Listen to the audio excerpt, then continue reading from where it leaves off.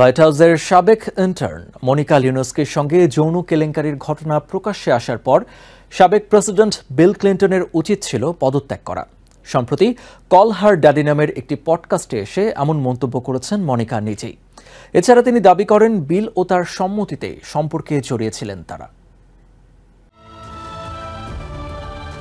সাবেক president Bill ক্লিন্টনের সাথে white হাউসের তৎকালীন ইন্টার্ন মনিকা লিওনস্কির অনৈতিক সম্পর্কের গুঞ্জন ৯০-এর দশকের শেষের দিকে ছিল দেশের মানুষের মুখে মুখে। প্রেসিডেন্ট ক্লিন্টনের বয়স তখন ৪৯ হলেও মনিকার বয়স মাত্র ২২ বছর।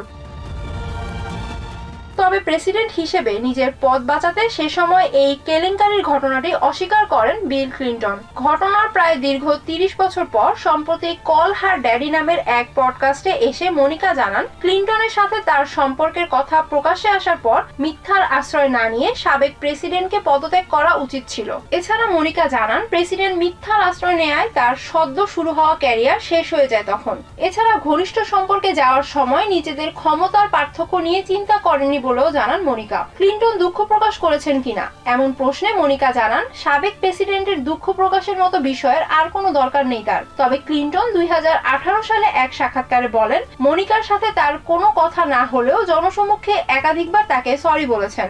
একজন অ্যান্টি বুলিং অ্যাডভোকেট হিসেবে বর্তমানে কাজ করছেন মনিকা। নিজের জীবনের অভিজ্ঞতা থেকে সাহায্য করে যাচ্ছেন নারীদের। পডকাস্টে মনিকা বলেন, জীবনের অতীত ও বর্তমান মিলিয়ে এগিয়ে যাওয়ার চিন্তা তার।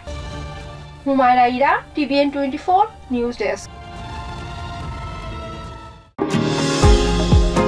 নিউ ইয়র্ক থেকে সম্প্রচারিত TVN24 টেলিভিশন বিশ্বজুড়ে বাঙালির কণ্ঠস্বর।